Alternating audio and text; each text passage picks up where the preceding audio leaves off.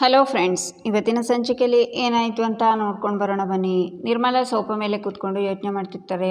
ಆಗ ಗಾಯತ್ರಿ ಬಂದು ಅಲ್ಲೇ ಪಕ್ಕದ ಸೋಫಾದಲ್ಲಿ ಕೂತ್ಕೋತಾರೆ. ನಿರ್ಮಲಾ ಅಲ್ಲಿಂದ ಹೊರಡ್ತಾರೆ. ಜೆ.ಪಿ ಹೇಗಿದ್ದಾನೆ ತಿಳ್ಕೊಬೇಕಾ? ಜೆ.ಪಿಗೆ ಊಟ ಸೇರ್ತಿಲ್ವಂತೆ ಅಂತಾರೆ ಗಾಯತ್ರಿ. ಅಯ್ಯೋ, ಮತ್ತೆ ಅವ್ರು ಏನು ಮಾಡ್ತಿದ್ದಾರೆ? ನಾವು ಒಂದು ಸ್ವಲ್ಪ ಫ್ರೂಟ್ಸ್ ಕಳಿಸ್ಬೋದಾ ಅಂತಾರೆ ನಿರ್ಮಲಾ. ಜೆ.ಪಿಗೆ ಏನು ತಿನ್ನೋಕ್ಕೂ ಭಯ ಅಂತೆ. ಹೀಗೆ ಒಂಟಿಯಾಗಿ ಕೂತ್ಕೊಂಡು ಯೋಚನೆ ಮಾಡಿ ಮಾಡಿ ತಲೆ ಕೆಟ್ಟು ಹೋಗಿದೆ ಅಂತೆ. ಪಾಪ, ಹುಚ್ಚಿಡಿಯೋದೊಂದೇ ಬಾಕಿ. ಇನ್ನೇನು ಸ್ವಲ್ಪ ದಿನಕ್ಕೆ ಹುಚ್ಚಿಡಿಬೋದು ಅಂತಾರೆ ಗಾಯತ್ರಿ. ಇಲ್ಲ ಇಲ್ಲ, ಹಾಗಾಗಲ್ಲ. ನಮ್ಮ ಜೆ.ಪಿಗೆ ಏನೂ ಆಗಬಾರ್ದು ಅಂತಾರೆ ನಿರ್ಮಲಾ. ನೋಡು, ಜೈಲಲ್ಲೇ ಇದ್ದರೆ ಜೀವ ಆದರೂ ಉಳಿಯುತ್ತೆ ಅಂತಾರೆ ಗಾಯತ್ರಿ. ಅದು ಹೇಗೆ ಅಂತಾರೆ ನಿರ್ಮಲಾ. ತಿಂಗಳಿಗೆ 1-2 ಸಲ ನೀನು ಹೋಗಿ ನೋಡ್ಕೊಂಡು ಬರ್ಬೋದು ಅಂತಾರೆ ಗಾಯತ್ರಿ. ಜೆ.ಪಿ ಮನೆಗೆ ವಾಪಸ್ ಬರಬೇಕು ಅಂತಾರೆ ನಿರ್ಮಲಾ. ನೋಡು, ಜನರು ಚೀತು ಅಂತ ಉಗ್ದು ಜೆ.ಪಿ ಹುಚ್ಚ ಆಗಿ ಹೋಗ್ತಾನೆ. ನಿನ್ನ ಮಗಂಗೆ ಕೇಸ್ನ ವಾಪಸ್ ತಗೊಳ್ಳೋಕೆ ಹೇಳು ಮೊದಲು. ಜೆ.ಪಿ ಜೀವನ ಕೊಳ್ಳೋದ್ರ ಬಗ್ಗೆ ಯೋಚನೆ ಮಾಡು ಅಂತಾರೆ ಗಾಯತ್ರಿ. ಆಗ ಭಾರ್ಗವಿ ಬಂದು ನಿರ್ಮಲಾ ಭುಜದ ಮೇಲೆ ಕೈ ಇಡ್ತಾಳೆ.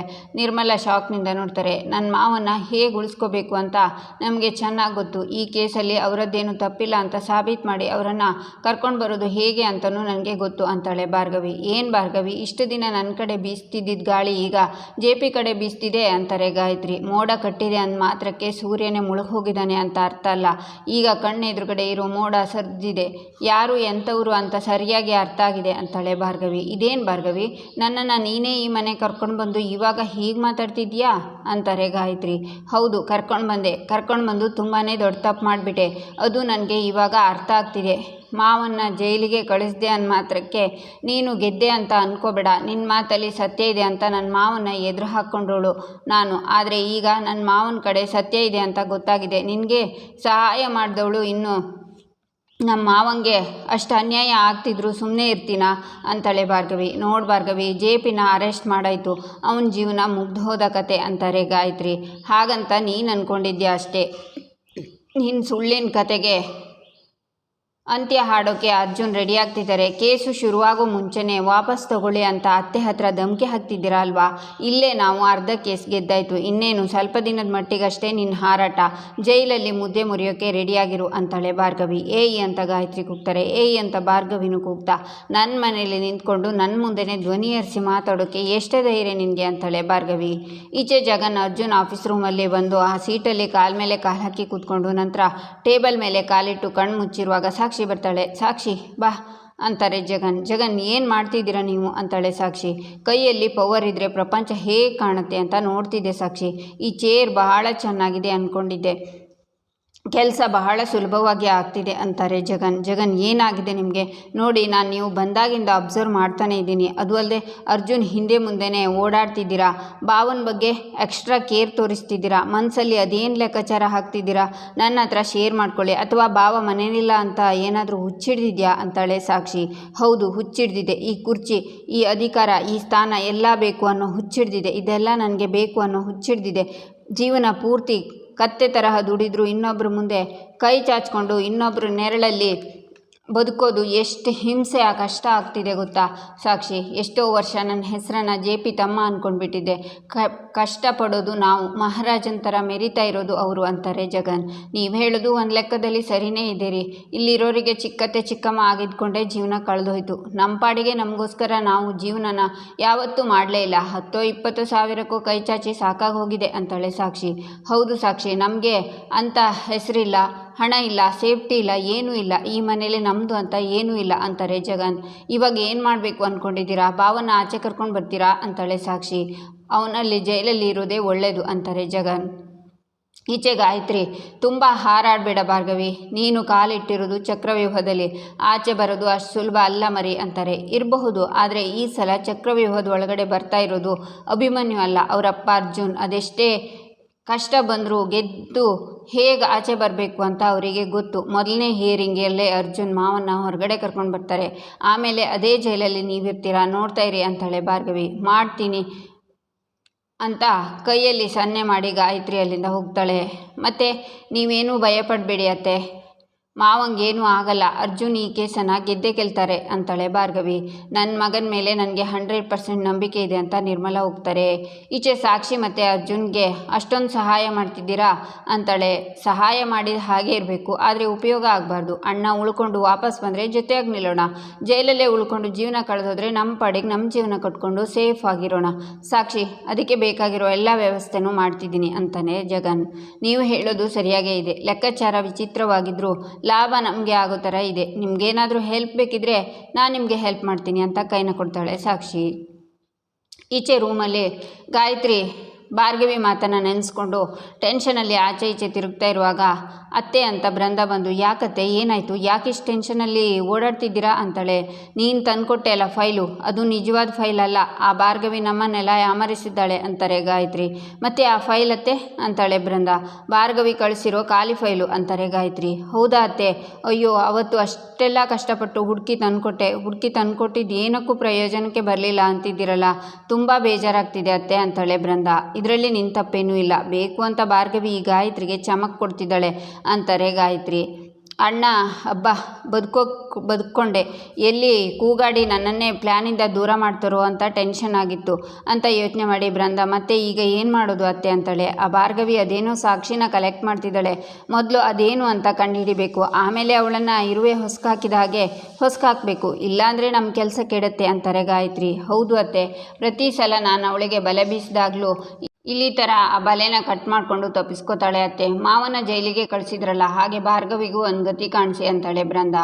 ಈಚೆ ಭಾರ್ಗವಿ ಫೈಲ್ ನೋಡ್ತಾ ಇರ್ತಾಳೆ. ಆಗ ಶ್ರೀಮಂತ, ಮಗಳೇ ನೀನು ಹೋಗ್ತಾ ಇರೋ ಸ್ಪೀಡ್ ನೋಡಿದರೆ ನಾಳೆನೇ ಲಂಬುಬಾವ ರಿಲೀಸ್ ಆಗಿ ಬಂದುಬಿಡ್ತಾರೆ ಅನಿಸುತ್ತೆ ಅಂತಾಳೆ.